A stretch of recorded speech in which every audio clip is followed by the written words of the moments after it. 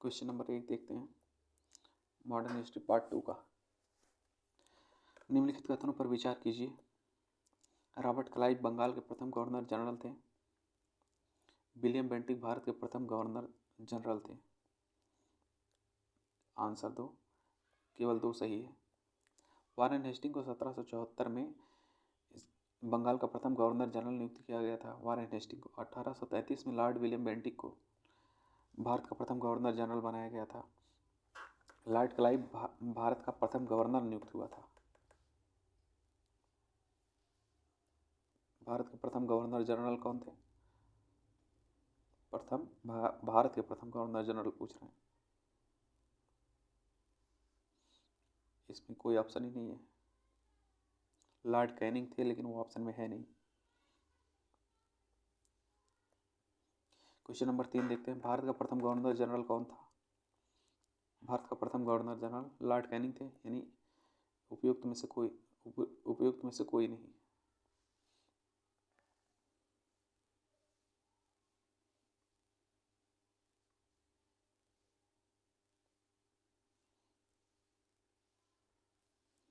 छह देखते हैं। क्वेश्चन नंबर 6, भारत में ब्रिटिश साम्राज्य का संस्थापक कौन था? Lord Clive, Lord Sleeman, Lord Minto, Lord Mayo. Bharat में ब्रिटिश राज का संस्थापक लॉर्ड क्लाइव को माना जाता है। 23 जून 1757 ईस्वी को प्लासी की लड़ाई को अंग्रेजों ने जीत लिया था। इसका नेतृत्व करता लॉर्ड क्लाइव था।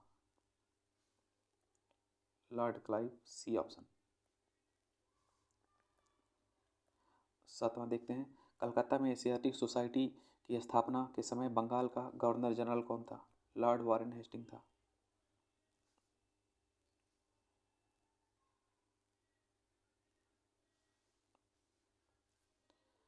सुरक्षा प्रकोष्ठ की नीति का संबंध किससे है? वारेन हेस्टिंग से। रिंग फेंस की नीति का संबंध किससे है?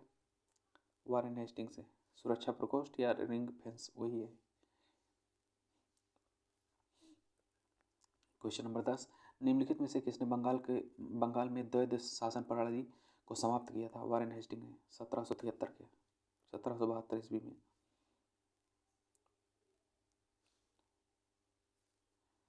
क्वेश्चन नंबर 11 देखते हैं। बंगाल में द्विशासन शासन प्रणाली किसके द्वारा लागू की गई थी? रॉबर्ट क्लाइव द्वारा। बंगाल का किस गवर्नर जनरल पर महाभियोग का मुकदमा चलाया गया था? वारेन हेस्टिंग पर, किंतु बाद में मुक्त कर दिया गया था। क्वेश्चन नंबर 13, निम्नलिखित में से किस पर ब्रिटिश संसद में महाभियोग का मुकदमा चलाया गया था? वारेन हेस्टिंग पर। क्वेश्चन नंबर 14, भारत में न्यायिक संगठन की स्थापना किसने की थी? लॉर्ड कॉर्नवालिस ने। 15, निम्नलिखित में से किस गवर्नर जनरल ने भारत में संविधाबद्ध सिविल सेवा का सृजन किया जो कालांतर में भारतीय सिविल सेवा के नाम से जानी गई? कॉर्नवालिस ने। इन्होंने पुलिस सेवा का भी जन्मदाता इन्हीं को माना जाता है। भारतीय लोक सेवा का प्रवर्तन किया गया था कब? कॉर्नवालिस के शासनकाल में। लॉर्ड कॉर्नवालिस की कब्र कहाँ पर स्थित है? गाजीपुर में। एकमात्र भारतीय वायसराय जो गाजीपुर मतलब इंडिया के अंदर मरा था। 17 हो गया। 18 सुपरफास्ट रिवीजन है ये। लॉर्ड वेलिजर द्वारा लागू की गई सहायक संधि व्यवस्था में से निम्नलिखित में से कौन सा कथन लागू नहीं होता है? कंपनी के लिए एक नियत आय का प्रबंध था, यही लागू नहीं होता है। देख लेते हैं। लॉर्ड वेलिजली ने भारतीय राज्यों को अंग्रेजी राजनीतिक परिधि में लाने के लिए एक सहायक संधि प्रणाली का प्रयोग किया था। उस समय फ्रांस के विरुद्ध यूरोपीय शक्तियों का बना हुआ मोर्चा छिन्न भिन्न हो चुका था। नेपोलियन मिस्र तथा सीरिया को विजित कर चुका था और गंभीरतापूर्वक भारत पर आक्रमण करने की सोच रहा था। ऐसी परिस्थिति में वेलेजली ने भारत में सहायक संधि प्रणाली का उपयोग किया, जिससे अंग्रेज की श्रेष्ठता स्थापित हो गई।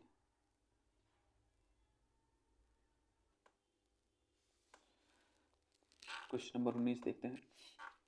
लॉर्ड वेलेजली की सहायक संधि स्वीकार करने वाला पहला मराठा सरदार कौन था? पेशवा बाजीराव द्वितीय। ये खुद ही गए थे उनके पास। क्वेश्चन नंबर 20, 1802 में बसिन की संधि पर हस्ताक्षर किनके मध्य हुए थे? अंग्रेज तथा बाजीराव द्वितीय। अंग्रेज मतलब east India company. Question number 21 देखते हैं। सहायक संधि स्वीकार करने वाला पहला शासक कौन था? अवध का नवाब।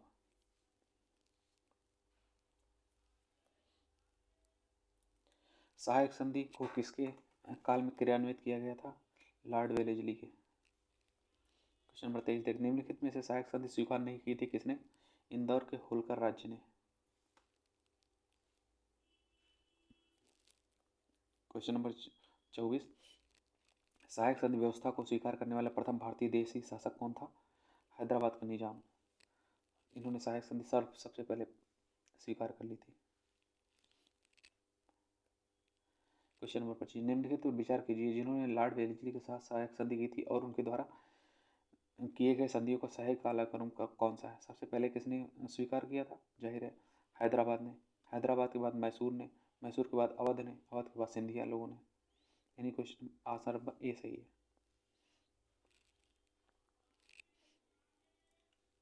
भारतीय राज्यों पर अंग्रेजी प्रभुत्व स्थापित करने के लिए किसने प्रशासन में सहायक संधि प्रणाली का सूत्रपात किया? लॉर्ड वेलेस्ली ने। 27, ईस्ट इंडिया कंपनी का राजपूत राज्यों के सहायक संधि करने का उद्देश्य क्या था? अंग्रेजी प्रभुसत्ता को स्थापित करना। क्वेश्चन नंबर 28, निम्नलिखित युगों में से कौन सा सही सुमेलित नहीं है? सहायक संधि 1863 ईस्वी में, यही सही सुमेलित नहीं है क्योंकि ये हुई थी 1798 ईस्वी में आरंभ हुई थी। मतलब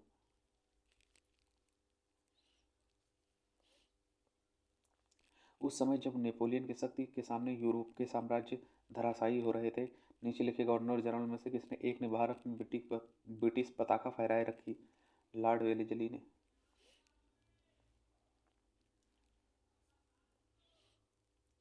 आंग्ल नेपाल युद्ध जिसके शासनकाल में हुआ था वह था लॉर्ड हेस्टिंग।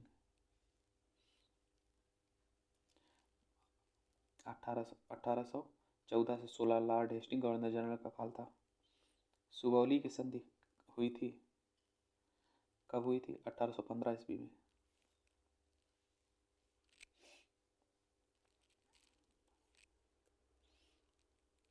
निम्नलिखित में से कौन सा युग्म सही सुमेलित नहीं है? हेक्टर मुनरो बक्सर का युद्ध सही है। लॉर्ड हेस्टिंग आंग्ल नेपाल युद्ध बिल्कुल सही। लॉर्ड वेलेस्ली चतुर्थ आंग्ल मैसूर युद्ध, ये भी सही है। लॉर्ड कॉर्नवालिस तृतीय आंग्ल मैसूर युद्ध, ये गलत है।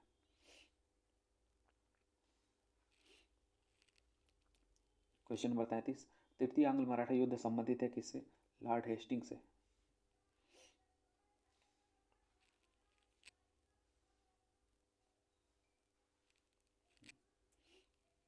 सर थॉमस मुनरो किस वर्षों में मद्रास के गवर्नर रहे थे? 1820 से 1827, 7 साल।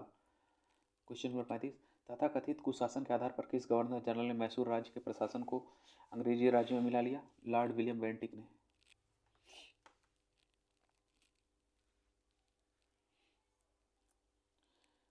क्वेश्चन नंबर 36, निम्नलिखित बंगाल के गवर्नर जनरल में से एक तृतीय आंग्ल मैसूर युद्ध किससे संबंध है? लॉर्ड कॉर्नवालिस से। ठगों के दमन में निम्नलिखित में से कौन संबद्ध था? Captain Sleeman.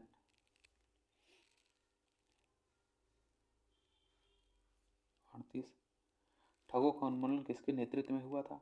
कैप्टन स्लीमैन के।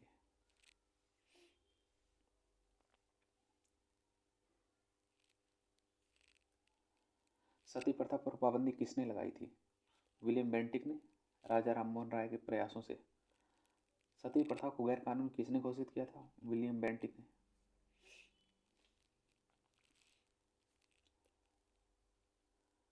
40, विलियम बेंटिक द्वारा सती प्रथा किस वर्ष समाप्त की गई थी? 1829 ईस्वी में। 42, इसमें से किस वर्ष बंगाल के दासों के निर्यात को रोक दिया गया था? 1779 में। लॉर्ड डलहौजी द्वारा अवध का अंग्रेजी राज्य में विलय किस रीति से हुआ था? कुशासन का आरोप लगाकर।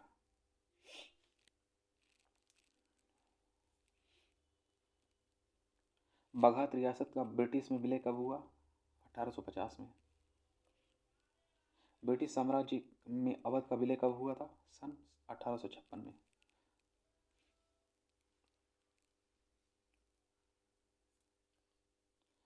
46 देखते हैं, विलय का सिद्धांत के तहत निम्नलिखित राज्यों के विलय पर विचार कीजिए, उनका कालानुक्रम क्या था।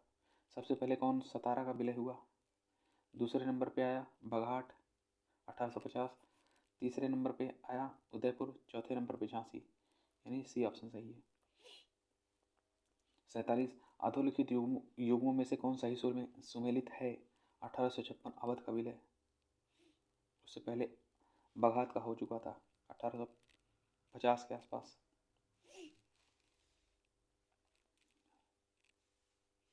47 48 निम्नलिखित में से किसने विलय नीति का नियोजन एवं क्रियान्वयन किया था? लॉर्ड डलहौजी ने। 49 ब्रिटिश द्वारा कुशासन का बहाना लेकर निम्नलिखित प्रांतों में से किस एक शासक को हटा दिया गया था? अवध को। 50 भारत में ब्रिटिश शासन के दौरान निम्नलिखित राजसी राज्यों के विलय का क्रम कौन सा है? सतारा सबसे पहले, संबलपुर उसके बाद झांसी। 51 लॉर्ड डलहौजी के विलय नीति का प्रथम शिकार निम्नलिखित में से कौन हुआ था? सतारा सबसे पहले हुआ था। 52 जेम्स एंड्रूज रैमजे भारत के किस गवर्नर जनरल का वास्तविक नाम था? लॉर्ड डलहौजी का।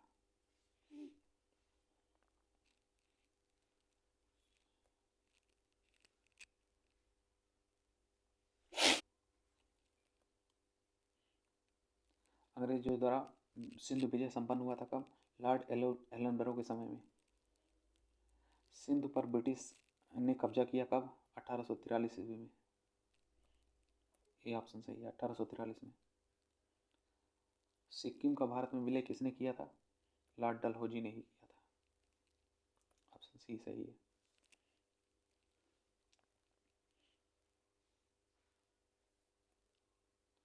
ब्रिटिश निम्नलिखित में से कौन अवध का ब्रिटिश रेजिडेंट था जब अवध का ब्रिटिश साम्राज्य में विलय हुआ था? जेम्स आउटरम, इसी की रिपोर्ट के आधार पर किया गया था। 57 भारत में प्रथम रेलवे लाइन किस ब्रिटिश गवर्नर के समय में बिछाई गई थी? लॉर्ड डलहौजी के समय में।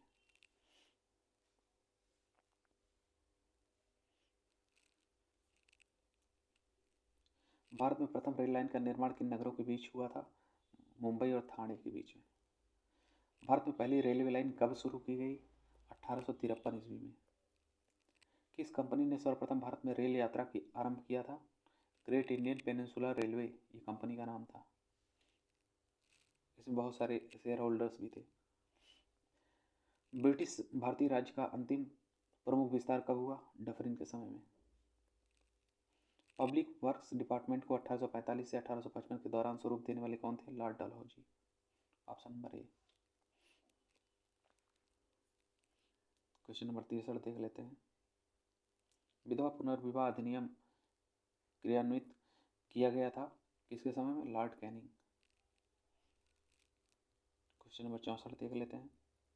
1 नवंबर 1858 को महारानी विक्टोरिया का घोषणा पत्र इलाहाबाद में पढ़कर किसने सुनाया था? लॉर्ड कैनिंग ने।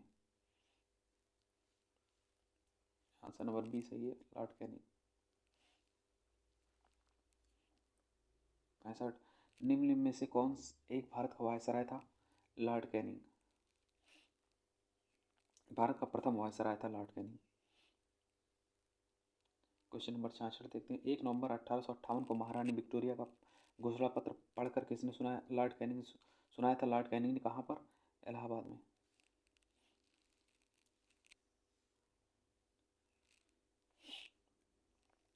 अपने पुत्र के स्थान पर दूसरे उत्तराधिकारी को गोद लेने के अधिकार को पुनः स्थापित किया था किसने? 1858 के साम्राज्य की घोषणा ने। 1857 की क्रांति के बाद 1858 में हुआ। क्वेश्चन नंबर 68 देखते हैं। महारानी विक्टोरिया को भारतीय साम्राज्य में नियुक्त किया गया था कब? 1877 में।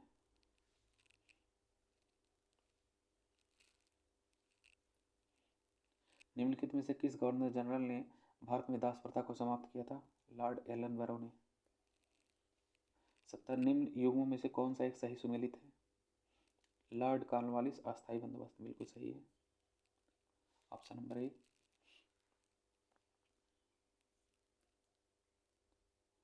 क्वेश्चन नंबर 71 देखते हैं।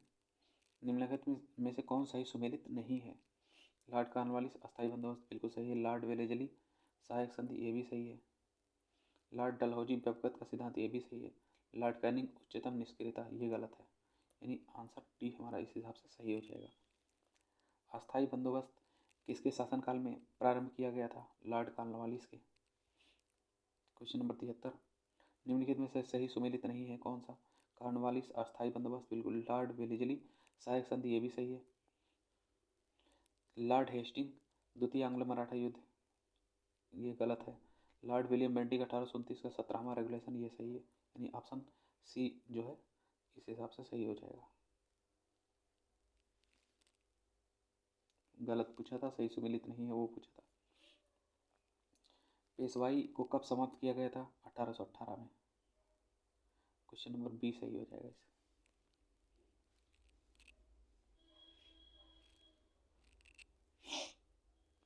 पचहत्तर, निम्नलिखित में से किसने राजपूताना की देशी रियासतों के साथ 1817 से 1818 के अधीनस्थ संधि की बातचीत की थी? चार्ल्स मेटकॉफ ने।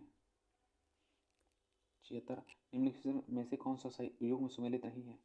सन जॉन शोर आंग्ल नेपाल युद्ध, ये संबंधित नहीं है। लॉर्ड कॉर्नवालिस ने अस्थायी बंदोबस्त किया था, बिल्कुल सही है। लॉर्ड वेलेजली ने सहायक संधि लाई थी, ये भी सही है। लॉर्ड हेस्टिंग ने तृतीय आंग्ल मराठा युद्ध में भाग लिया, ये भी सही है। 77, निम्नलिखित में से कौन एक सही सुमेलित है? लॉर्ड वेलेजली चतुर्थ मैसूर युद्ध, जिसमें टीपू सुल्तान मारा गया।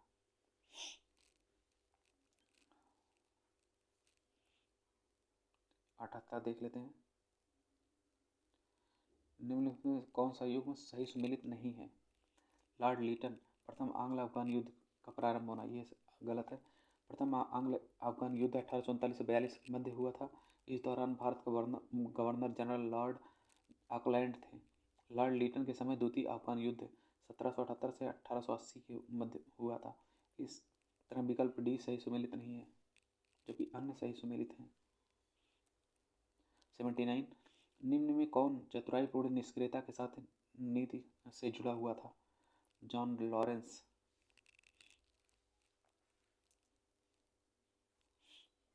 क्वेश्चन नंबर 80 देखते हैं, भारत में अंग्रेजों के समय प्रथम जनगणना हुई थी कब? सी लॉर्ड मेयो के कार्यकाल में। 81 देखते हैं, वह व्यक्ति कौन था जिसने पहली बार जनसंख्या की गणना करवाई थी? Lord Mayo.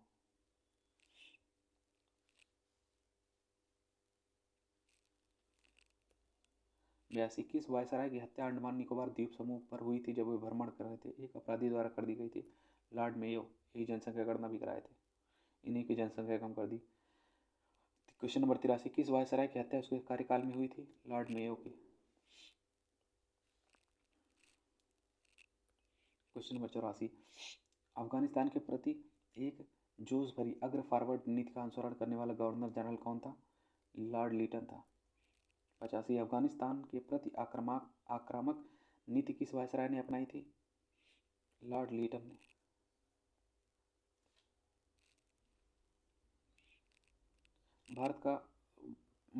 कौन भारत का वायसराय सबसे दीर्घ काल तक रहा? Lord Curzon.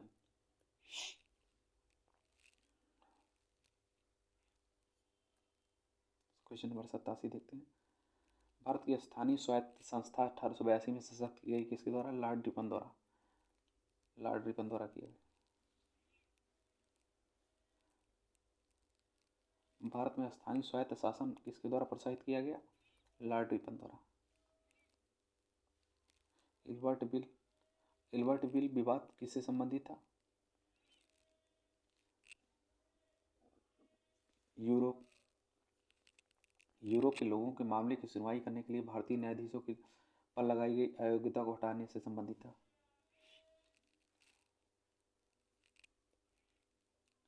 किसकी पदावधि में महिलाओं तथा बच्चों की कार्यावधि के घंटों को सीमित करने तथा स्थानीय शासन को आवश्यक नियम बनाने के लिए प्राधिकृत करने के लिए प्रथम फैक्ट्री अधिनियम का अधिग्रहण किया गया? सी लॉर्ड रिपन द्वारा।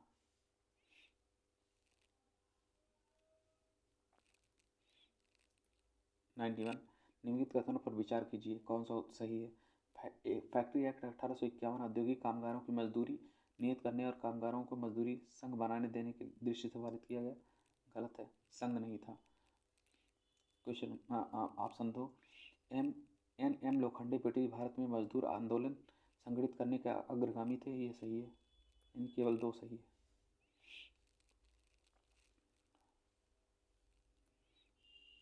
निम्नलिखित में से किसने भारत में स्थानीय स्वायत्त शासन का जनक माना जाता है? किसको? लॉर्ड रिपन को। 93 देखते हैं। निम्नलिखित में से कौन सा युग में सही सुमेलित नहीं है? पूछा है। नहीं है।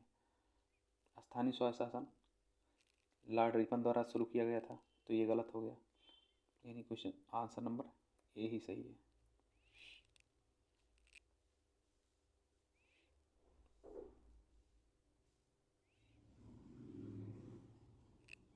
पंचानवे देखते हैं। सूची 1 का 2 से मिलान कीजिए। पहला, लॉर्ड डलहौजी व्यवगत का सिद्धांत लेकर आया था।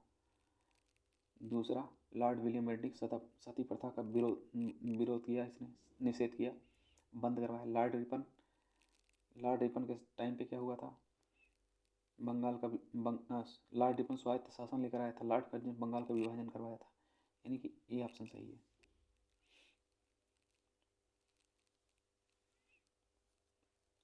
नाइन्टी सिक्स देखते हैं। निम्नलिखित में से कौन जोड़ी गवर्नर जनरल और घटना सुमेलित है? लॉर्ड एलनबरो सिंध का विलय, ये सही सुमेलित है। 97 भारतीय पुरातत्व सर्वेक्षण की स्थापना किसके काल में हुई थी? लॉर्ड कर्जन के शासनकाल में हुई थी।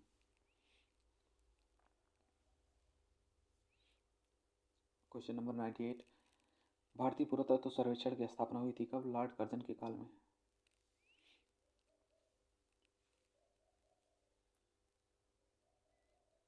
निम्नलिखित में से किसने पुरातत्व सर्वेक्षण विभाग की स्थापना की थी? अभी ऊपर देखा गया है। पुरातत्व सर्वेक्षण विभाग का लॉर्ड कर्जन ने किया था।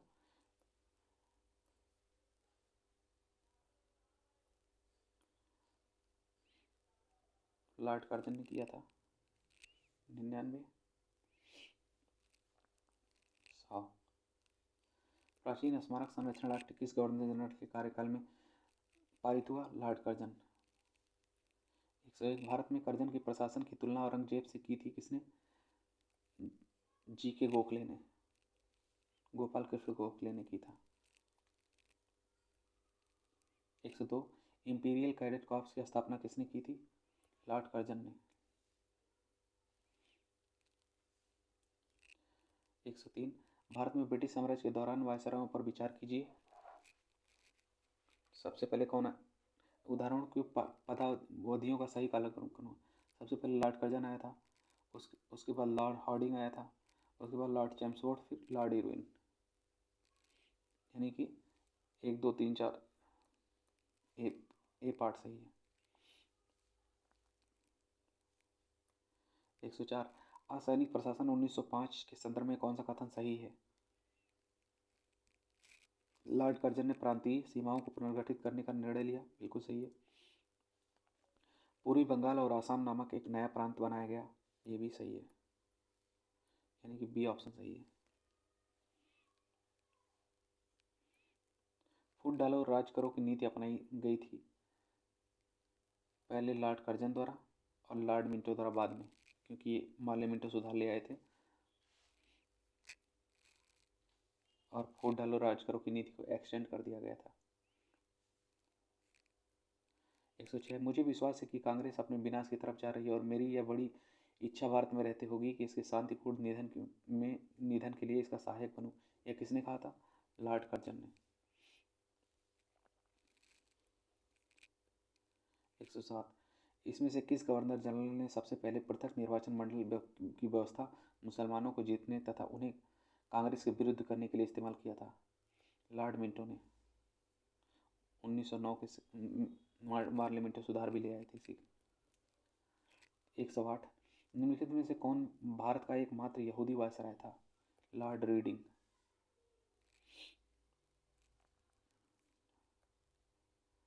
109, निम्नलिखित युग्मों में से कौन सा एक सही सुमेलित नहीं है?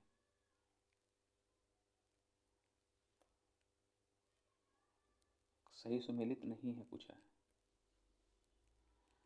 तो वर्नाकुलर प्रेस एक्ट कर्जन द्वारा नहीं लाया गया था। 1878 में लॉर्ड लीटन द्वारा लाया गया था ये। 110 निम्नलिखित में से कौन सा एक युग में सही सुमेलित नहीं है? वर्नाकुलर एक्ट कर्जन द्वारा नहीं लाया गया था, लॉर्ड लीटन ले आए थे। क्वेश्चन नंबर 111 ब्रिटिश भारत की राजधानी का कलकत्ता से दिल्ली स्थानांतरण किसके काल में क्रियान्वित हुआ था? लॉर्ड हार्डिंग के।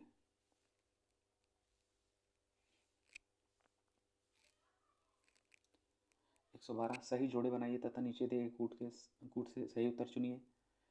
ठीक है। ए चूक या हड़प नीति का सिद्धांत डलहौजी ले आया था, यानी ए का तीसरा। डायरेक्ट आंसर सही देख लेते हैं। हड़प नीति कौन ले आया था? डलहौजी ले आया था। बंगाल के विभाजन की किसके समय में हुआ? लॉर्ड कर्जन के। बंगाल में दोहरा शासन का किसने लागू किया? क्लाइव ने। सामाजिक सुधार लॉर्ड विलियम बेंटिक ने करवाए। ये बहुत बड़ा क्वेश्चन है। क्वेश्चन नंबर 113 सूची 1 को 2 से सुमेलित कीजिए तथा नीचे दिए गए कूट की सहायता से इसका उत्तर चुनिए। बंगाल में फोर्ट विलियम प्रेसिडेंसी का गवर्नर जनरल रेगुलेटिंग एक्ट 1773 के अधीन चार्ल्स कॉर्नवालिस का दूसरा अर्ल और पहला मार्क्सिस।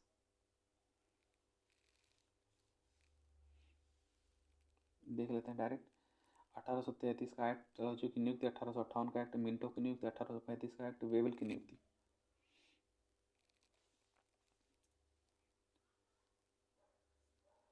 एक 114 सूची 1 का 2 से सुमेल कीजिए तथा सही उत्तर चुनिए। संबल स्थान अंग्रेजों द्वारा विलय का वर्ष पूछ रहा है, तो संबलपुर 1849 में, सतारा 1848 में ही सबसे पहले हुआ था, अवध 1856 में, उसके बाद झांसी 1854 में।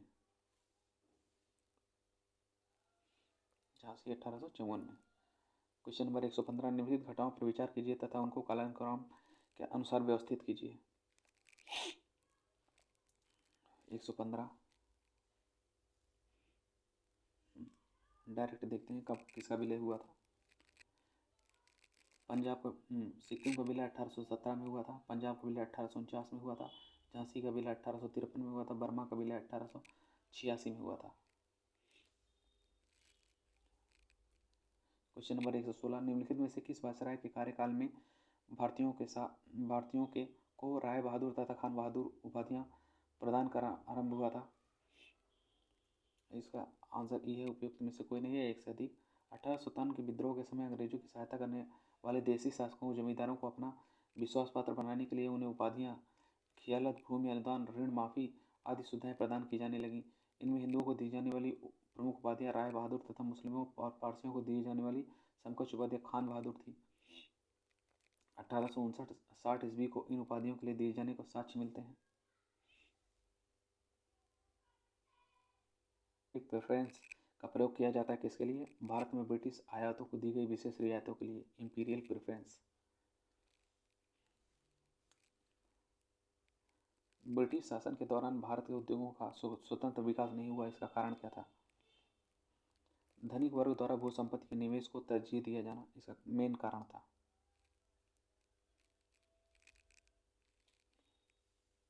क्वेश्चन नंबर 4 इस्तमारारी बंदोबस्त किसने लागू किया था? लॉर्ड कॉर्नवालिस ने। क्वेश्चन नंबर 5 किसके प्रशासन काल में अस्थायी बंदोबस्त प्रारंभ किया गया था? लॉर्ड कॉर्नवालिस के। अस्थायी बंदोबस्त किससे किया गया था? जमींदारों से। अस्थायी बंदोबस्त किसके साथ किया गया था? जमींदारों के साथ।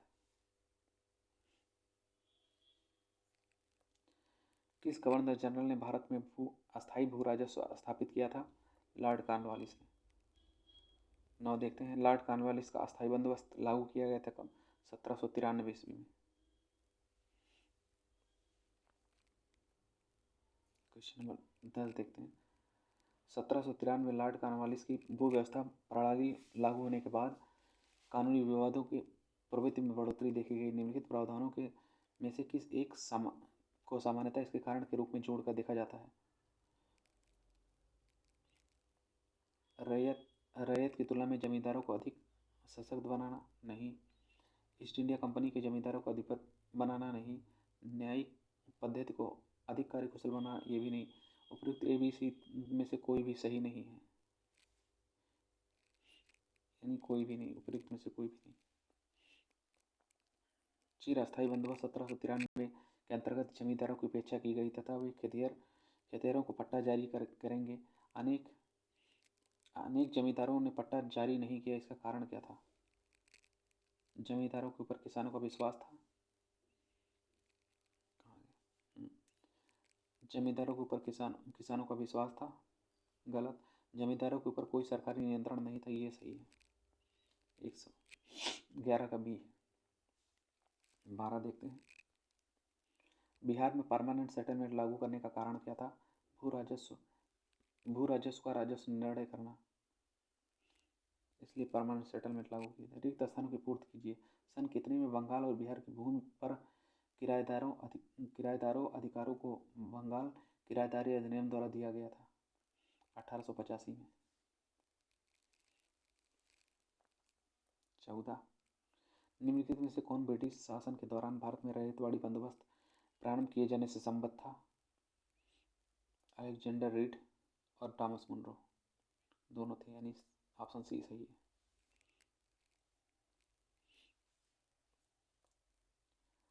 सर थॉमस मुनरो भू राजस्व बंदोबस्त से संबंधित था, रैयतवाड़ी बंदोबस्त से।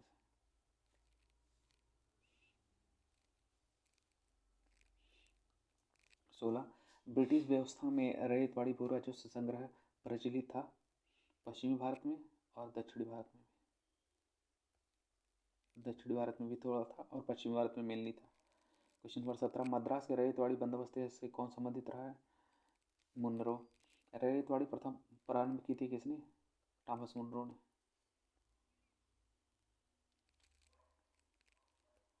क्वेश्चन नंबर 19 अंग्रेजों ने रैयतवाड़ी बंदोबस्त कहाँ लागू किया था?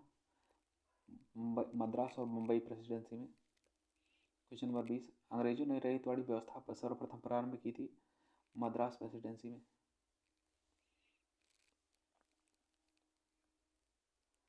रैयतवाड़ी बंदोबस्त के संदर्भ में निम्नलिखित कथनों पर विचार कीजिए।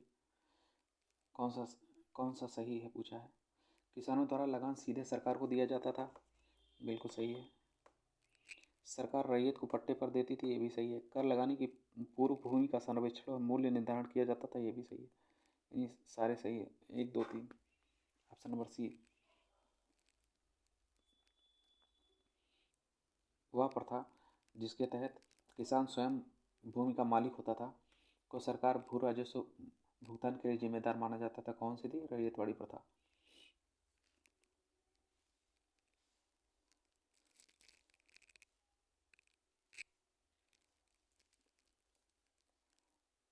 तेईस देखते हैं। नीचे दिए गए कथन ए और दूसरे कारण आर कहा गया है। कथन क्या है? ब्रिटिश सरकार ने भारत के अलग अलग भागों को भू राजस्व की अलग अलग व्यवस्था लागू की थी, बिल्कुल सही है। कहीं रैयतवाड़ी, कहीं अस्थायी बंदोबस्त। कारण इससे भारतीय किसानों में अलग अलग वर्ग बन गए थे, ये भी सही है। यानी क्वेश्चन आंसर नंबर ए सही है।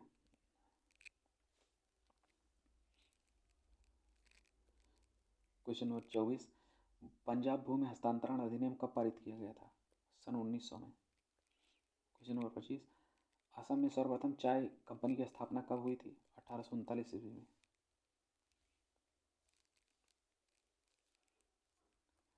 सूची 1 को सूची 2 से मिलान कीजिए, डायरेक्ट देख लेते हैं इसे। जजमानी उत्तर भारत में थी, बाराबलूट महाराष्ट्र में था, मिरासी तमिलनाडु में थी, अडाडे कर्नाटक में था। क्वेश्चन नंबर 27 दादा भाई नौरोजी द्वारा प्रतिपादित अपोहा सिद्धांत ड्रेन थ्योरी की सही परिभाषा नीचे में से किस कथन में आती है? भारत की राष्ट्रीय संपदा का एक भाग अथवा कुल वार्षिक उत्पाद ब्रिटेन को निर्यात कर दिया जाता था, जिसके लिए भारत को कोई वास्तविक प्रतिफल नहीं मिलता था, ये सही है। Answer number B.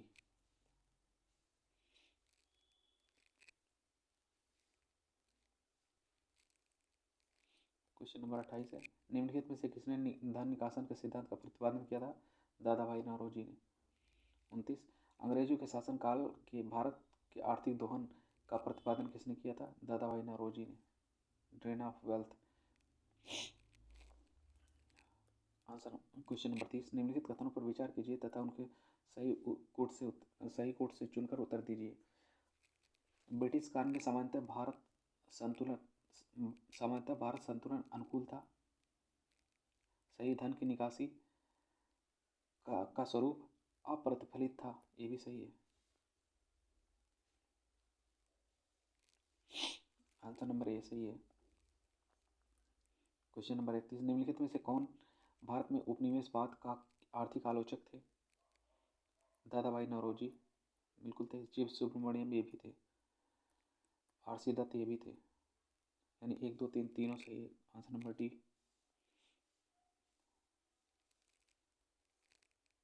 Question number 32, निम्नलिखित में से कौन दादा भाई नौरोजी के उत्सारण सिद्धांत ड्रेन थ्योरम विश्वास नहीं करता था? सर सैयद अहमद खान थे जो विश्वास नहीं करते थे। 33, poverty and un British rule in India नामक पुस्तक किसने लिखी थी? दादा भाई नौरोजी ने।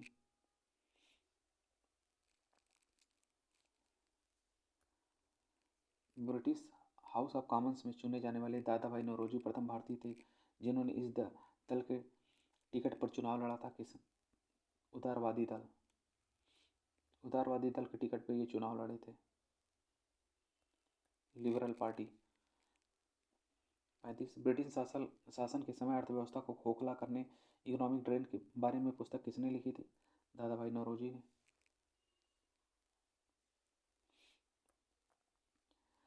अनुद्योगीकरण के संदर्भ में निम्नलिखित में से कौन सा कथन सही है?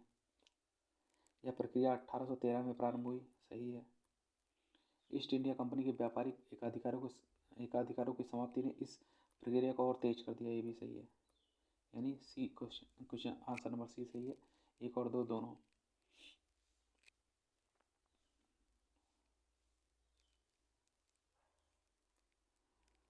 निम्नलिखित कथनों पर विचार कीजिए। दादा भाई नौरोजी की भारतीय राष्ट्रीय आंदोलन में सर्वाधिक प्रभावी देन थी। उन्होंने इस बात को अभिव्यक्त किया कि ब्रिटेन भारत का आर्थिक शोषण कर रहा है, बिल्कुल सही। उन्होंने प्राचीन ग्रंथों की व्याख्या की और भारतीयों में आत्मविश्वास जगाया। देखते हो भी सकता है, नहीं है। उन्होंने सभी सामाजिक बुराइयों को निराकरण की आवश्यकता को सर पर जोर दिया, बिल्कुल नहीं, केवल एक सही है। क्वेश्चन नंबर 38, किसने यह विचार किया कि भारत में ब्रिटिश आर्थिक नीति घिनौनी है? कार्ल मार्क्स ने।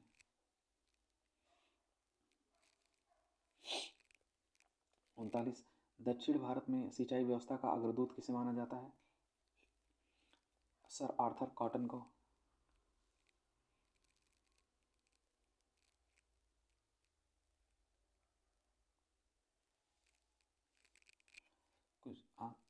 क्वेश्चन नंबर 40, भारत के इतिहास के संदर्भ में निम्नलिखित युगों पर विचार कीजिए। औरंग क्या था? राजकोष प्रभारी, गलत।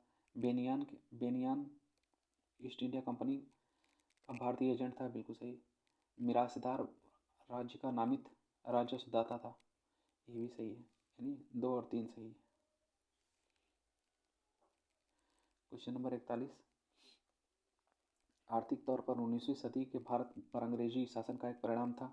भारतीय कृषि का वाणिज्यीकरण, नील वगैरह पैदा करना इन्होंने शुरू करवाया था।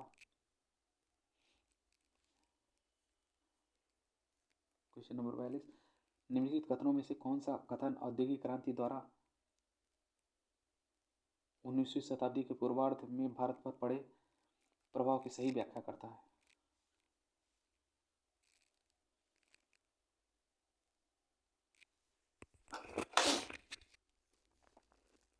भारतीय दस्तकारी उद्योग नष्ट हो गए, बिल्कुल सही है, यही आंसर नंबर ए सही है। 1857 की क्रांति। अब देखते हैं 1857 की क्रांति से संबंधित क्वेश्चंस हैं। सीधा क्वेश्चन नंबर 2, भारत के प्रथम स्वतंत्रता संग्राम का मुख्य तात्कालिक कारण क्या था? अंग्रेजों का धर्म में हस्तक्षेप का संदेह कारतूसों के जरिए। क्वेश्चन नंबर 3, मंगल पांडे की घटना हुई थी बैरकपुर छावनी में।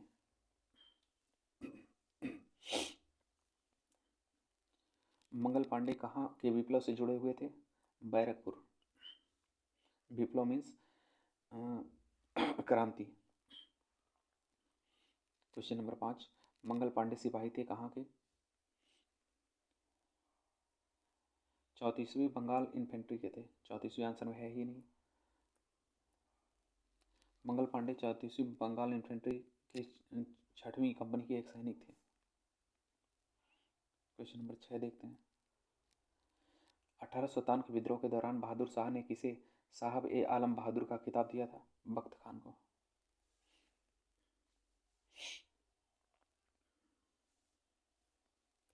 क्वेश्चन नंबर 7, 1857 की क्रांति का प्रमुख कारण क्या था? ब्रिटिश साम्राज्य की नीतियां, मुख्यतः धार्मिक नीति। 1857 की क्रांति सर्वप्रथम कहाँ से प्रारंभ हुई थी? मेरठ से।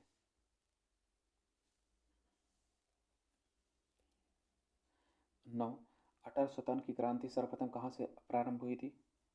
मेरठ से ही प्रारंभ हुई थी। इसमें आंसर दिया है डी, मेरठ से प्रारंभ हुई थी, बिल्कुल सही है। 1857 की स्वतंत्रता संग्राम से संबंधित पहली घटना थी सैनिकों के दिल्ली लाल किले पर पहुंचना, बिल्कुल सही है।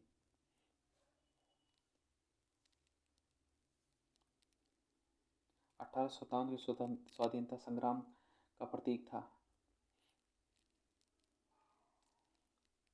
कमल और रोटी। 12, 1857 के स्वतंत्रता संग्राम के निम्नलिखित केंद्रों में से सबसे पहले अंग्रेजों ने किस पुनः अधिकृत किया था? दिल्ली को। दिल्ली पे ही कब्जा कर लिया था मेरठ वालों ने। 13, 1857 के स्वतंत्रता संघर्ष के वीरांगना महारानी लक्ष्मीबाई की जन्मस्थली है। जन्मस्थली थी वाराणसी, शादी होने के बाद झांसी पहुंची थी। क्वेश्चन नंबर 14, 1857 के बरेली विद्रोह का नेता कौन था? खान बहादुर, आंसर है। क्वेश्चन नंबर 15, महारानी लक्ष्मीबाई की समाधि कहाँ है? ग्वालियर में। क्वेश्चन नंबर 16, रानी लक्ष्मीबाई को अंतिम युद्ध में सामना करना पड़ा था हीरोज का। 17, 1857 का विद्रोह लखनऊ में किसके नेतृत्व में आगे बढ़ा? बेगम ऑफ अवध। क्वेश्चन नंबर 18, वह महिला जिन्होंने 1857 की क्रांति अवध में की थी?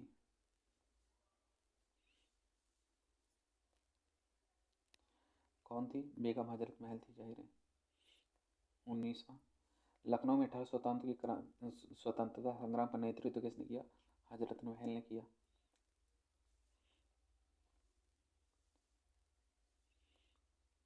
आंसर नंबर 20, निम्नलिखित में से कौन इलाहाबाद में 1857 के संग्राम का नेता था? मौलवी लियाकत अली इलाहाबाद से संग्राम संभाले हुए थे। 21, 1857 के संघर्ष में भाग लेने वाले सिपाहियों की सर्वाधिक संख्या थी कहाँ से? अवध से, सबसे बड़ी रियासत थी। 22, नाना साहब का कमांडर इन चीफ कौन था? Tatya Tope, answer number C.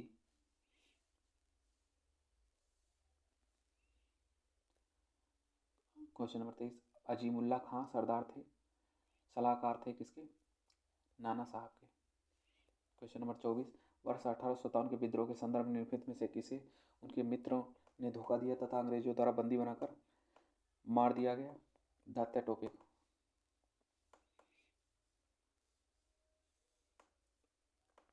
Question number 25, धुंधला छपा है थोड़ा।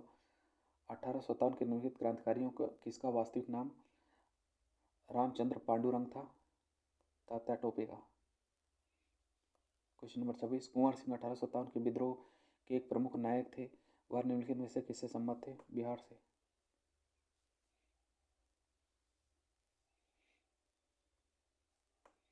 27, कुंवर सिंह अंग्रेजों के खिलाफ 1857 के विद्रोह में किस जगह शामिल हुए थे?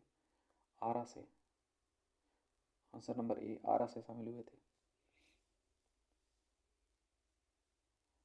28, 1857 की क्रांति के दौरान बिहार में क्रांतिकारियों का नेता कौन था? बाबू कुंवर सिंह थे, आंसर नंबर बी। 29, बिहार में 1857 के विद्रोह का नेतृत्व किसने किया था? बाबू कुंवर सिंह ने किया था। क्वेश्चन नंबर 30, कुंवर सिंह ने 1857 के विद्रोह का नेतृत्व किस प्रांत से किया था? बिहार से किया था। 31 1857 के विद्रोह का नेतृत्व बिहार से किसने किया था?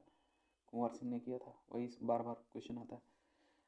बिहार में 1857 के विद्रोह का नेतृत्व किसने किया था? कुंवर सिंह ने किया था। बहुत बार पूछा गया बिहार में। 33 जगदीशपुर के किस व्यक्ति ने 1857 की विप्लव में क्रांतिकारी को नेतृत्व किया था? कुंवर सिंह ने। बिहार जगदीशपुर के राजा कौन थे? कुंवर सिंह थे।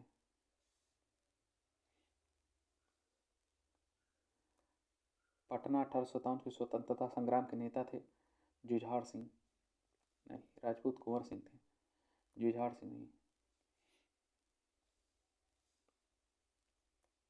36 निम्नलिखित में से कौन असम में 1857 की क्रांति का नेता था? दीवान मनीराम दत्त।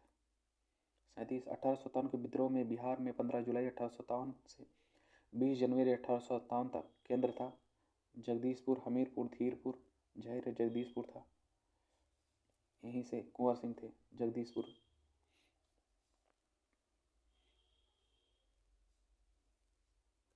क्वेश्चन नंबर 38 1857 की क्रांति में अंग्रेजों व जोधपुर की संयुक्त सेना को पराजित करने वाला कौन था? आउवा के ठाकुर कुशल सिंह। 39 निम्नलिखित में से कौन सा स्थल राजस्थान में 1857 की क्रांति का केंद्र नहीं था? जयपुर।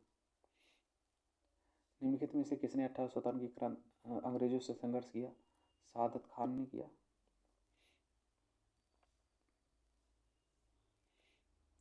41 निम्नलिखित में से कौन 1857 के विद्रोह में अंग्रेजों का सबसे कट्टर दुश्मन था? मौलवी अहमदुल्ला साह। क्वेश्चन नंबर 42 1857 के विद्रोह किस उर्दू कवि ने देखा था? गालिब ने, मिर्जा गालिब ने। 43 सुप्रसिद्ध उर्दू शायर मिर्जा गालिब का मूल निवास कहाँ था? आगरा। आगरा में पैदा हुए, मूल निवास था, दिल्ली में भी रहे। 44 आज़ादी की पहली लड़ाई 1857 में किसने भाग नहीं लिया? भगत सिंह ने। 45 1857 के विद्रोह में से निम्नलिखित कौन संबद्ध नहीं था? उधम सिंह। उधम सिंह ने बाद में जलियांवाला बाग हत्याकांड के बाद गोली मारी थी अंग्रेज को। 45 क्वेश्चन नंबर 46 1857 के स्वतंत्रता संग्राम में किस राजवंश ने अंग्रेजों को सर्वाधिक सहायता की? ग्वालियर के सिंधिया, मतलब गद्दार सिंधिया। 47 भारत में शिक्षित मध्य वर्ग ने 1857 की विद्रोह से तटस्थता बनाए रखी, मतलब ये न्यूट्रल रहे। 1948 निम्नलिखित वर्गों में से किसने 1857 के विद्रोह में भाग नहीं लिया था? साहूकारों ने भाग नहीं लिया, जमींदारों ने भाग नहीं लिया, क्योंकि इन्हें अंग्रेजों से फायदा हो रहा था। तो आंसर नंबर डी सही है।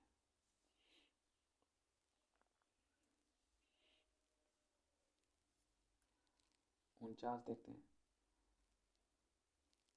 निम्नलिखित में से कौन सा एक क्षेत्र 1857 के विद्रोह से प्रभावित नहीं था? चित्तौड़। महाराणा प्रताप चित्तौड़ प्रभावित नहीं था। 50 1857 के विद्रोह से बिहार में कौन सा भाग अप्रभावित रहा? मुजफ्फरपुर।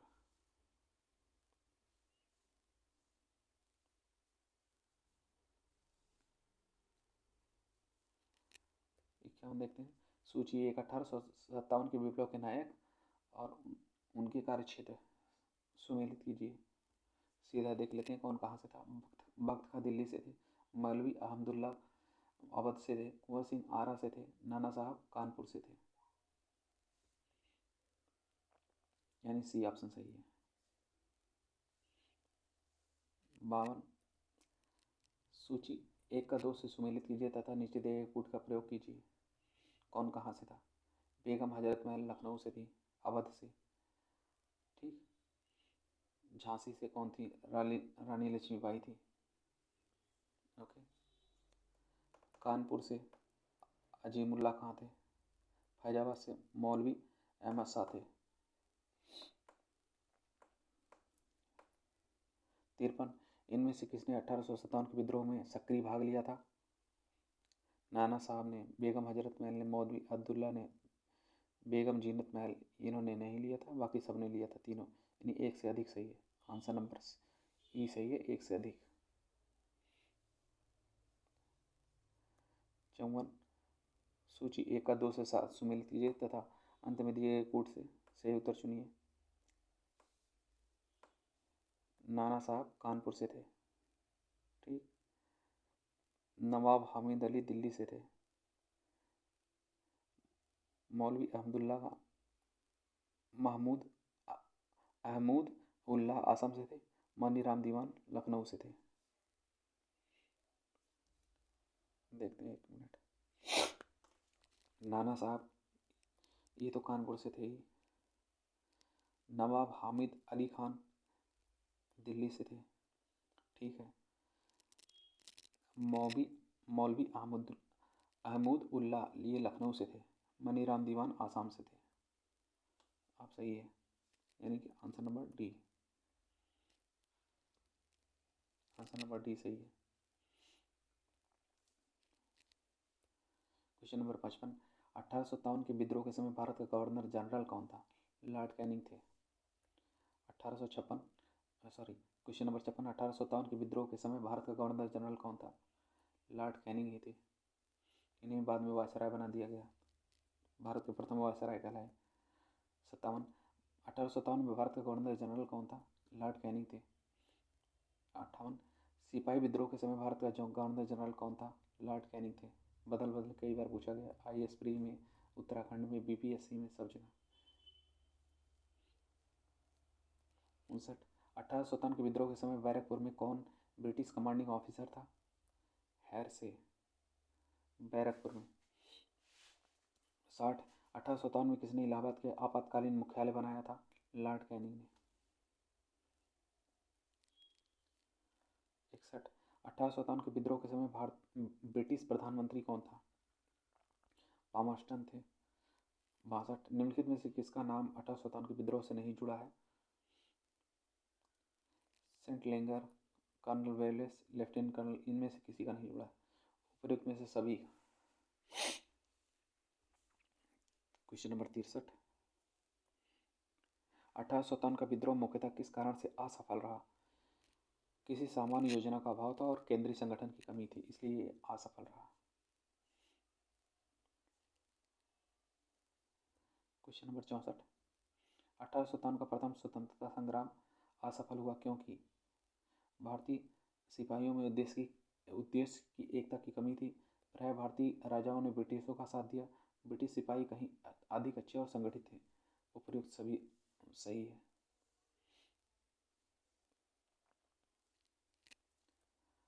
क्वेश्चन नंबर 65, अंग्रेज राजपूत राज्यों में 1857 के विद्रोह को दबाने में सफल रहे क्योंकि? स्थानीय शासकों के क्रांतिकारियों को साथ नहीं दिया, ये भी सही है।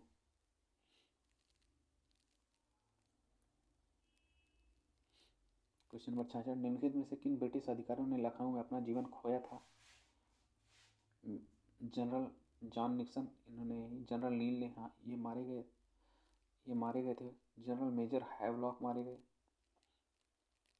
और सर हेनरी लॉरेंस, ये, यानी 2, 3, 4 सही। ऑप्शन नंबर सी।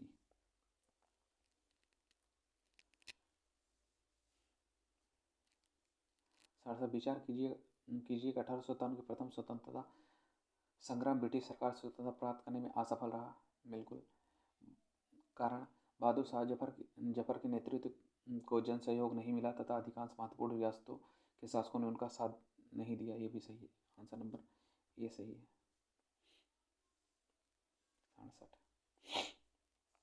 68 68 क्वेश्चन नंबर, निम्नलिखित में से किसने 1857 के विद्रोह को एकमात्र षड्यंत्र की संज्ञा दी थी? जेम्स आउटम तथा WD टेलर ने।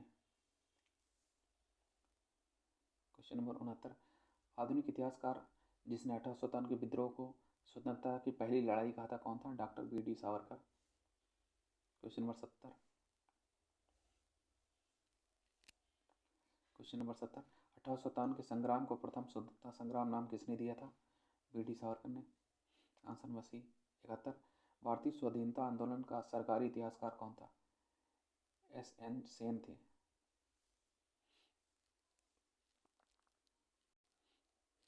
भारतीय भाषा में 1857 के विप्लव के कारणों पर लिखने वाला प्रथम भारतीय कौन था? Syed Ahmed Khan. Answer number A. 73 question number 73, तथाकथित प्रथम राष्ट्रीय स्वतंत्रता संग्राम प्रथम था, न राष्ट्रीय था और न ही स्वतंत्रता संग्राम था। यह कथन संबद्ध है किससे? आर.सी. मजूमदार से। 74 किसने लिखा था कि इस निर्णय से इनकार करना कठिन है कि तथाकथित 1857 का प्रथम राष्ट्रीय स्वतंत्रता संग्राम ना तो प्रथम था, ना राष्ट्रीय था, ना ही तो स्वतंत्रता संग्राम था। आर.सी. मजूमदार ने कहा। Option number A. Question number 75, 1857 की क्रांति के बारे में निम्नलिखित में से कौन सी एक अवधारणा सही है? देख लेते हैं डायरेक्ट। इससे भारत में ईस्ट इंडिया कंपनी की शासन प्रणाली को मृत पाय बना दिया था, लगभग ये खत्म होने ही वाले थे। 76 महारानी विक्टोरिया ने भारतीय प्रशासन को ब्रिटिश ताज के नियंत्रण में लाने की घोषणा कब की थी? 1 नवंबर 1858 को।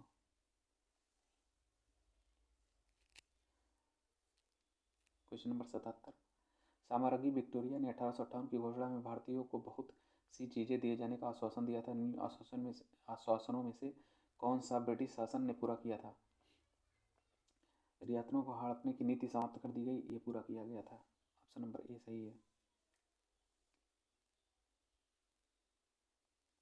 देखते हैं 1857 के विद्रोह के समय महत्वपूर्ण परिणाम महारानी विक्टोरिया की उद्घोषणा थी। यह उद्घोषणा 1 नवंबर 1858 को इलाहाबाद के दरबार में लॉर्ड कैनिंग द्वारा उद्घोषित की गई। इसमें भारत में कंपनी के शासन को समाप्त कर भारत का शासन सीधे क्राउन के अधीन कर दिया गया। इस उद्घोषणा में भारत में ब्रिटिश साम्राज्य का विस्तार पर रोक लगी।